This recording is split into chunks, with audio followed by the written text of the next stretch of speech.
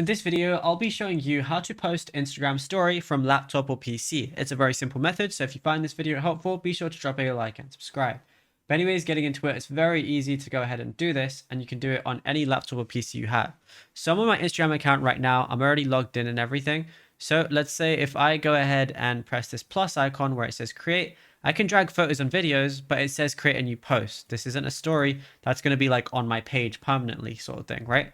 So what I want to go ahead and do instead is press the three little dots in the top right while I'm on Instagram, then go over to more tools, and then I'm going to see developer tools. So go ahead and click on that. Now it looks kind of crazy here, but don't worry. All you got to do is click this little icon where it says toggle device toolbar. Go ahead and click on that. And as you can see, it's now like this phone format. So now all I want to do is go ahead and refresh, and now it's going to literally look like a phone, and I can even extend it if I want to. Now all I got to go ahead and do is press this plus icon, and then I'm going to see post right there, but I'm also going to see story.